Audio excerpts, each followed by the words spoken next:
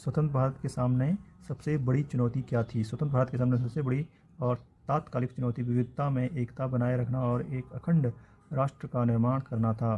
भारत धर्म, भाषा और संस्कृति के आधार पर बहुत विशाल था। डर यह था कि कहीं यह देश बिखर न जाए।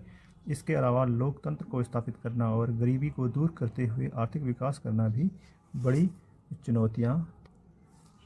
आज़ादी के बाद राष्ट्र निर्माण के सामने आई 3 प्रमुख चुनौतियाँ।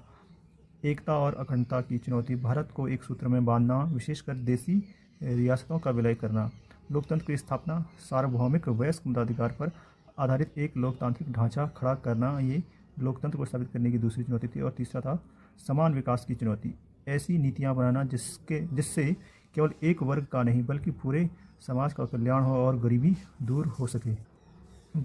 भारतीय राष्ट्रीय कांग्रेस की प्रभुत्व के प्रमुख कारण क्या थे? स्वतंत्रता संग्राम की विरासत, कांग्रेस की आज़ादी की लड़ाई लड़ने वाली प्रमुख पार्टी के रूप में देखा जाता है। यह 1885 से ही इसका जो कैडर था पूरे भारत में फैला हुआ था। कांग्रेस पार्टी का संगठनात्मक ढांचा, कांग्रेस का जाल पूरे देश में गांव स्तर तक फैला हुआ था और इसमाई नेतृत्व। कांग्रेस पार्टी में जवाहरलाल नेहरू, लाल बहादुर शास्त्री जैसे बड़े नेता थे जो इसके प्रभुत्व को बनाने में जिनकी महत्वपूर्ण भूमिका थी। गठबंधन की प्रकृति, कांग्रेस एक सामाजिक और वैचारिक गठबंधन थी।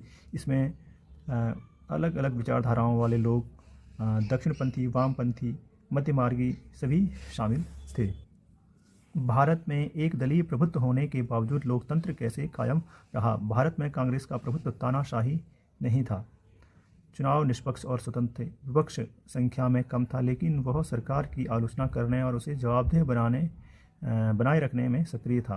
कांग्रेस के भीतर भी विभिन्न गुट थे जो आंतरिक लोकतंत्र को बनाए रखते थे। दूसरी पंचवर्षीय योजना के मुख्य लक्ष्य और विवाद क्या हैं? दूसरी पंचवर्षीय योजना का जो मुख्य लक्ष्य था वह भारी उद्योगों का विकास करना और औद्योगिकरण की गति को बढ़ाना था। यह पीसी महालनोबिस के मॉडल पर आधारित था। उनके द्वारा सुझाए गए जो भी सुझाव थे उसके आधार पर दूसरी पंचवर्षीय योजना को चलाया गया था। और इस पर जो विवाद था वो था कृषि बनाम उद्योग। जैसा कि हम जानते हैं कि पहले प्रथम पंचवर्षीय जो योजना था उसमें कृषि पर ज़्यादा जोर दिया गया था और द्वितीय पंचवर्षीय योजना में उद्योग पर ज़्यादा जोर दिया गया था। आलोचकों का मानना था कि उद्योग पर ध्यान देने से कृषि क्षेत्र पिछड़ गया है, इस पर ज़्यादा ध्यान दिया जाना चाहिए। पूंजी की कमी, भारी निवेश के कारण विदेशी मुद्रा का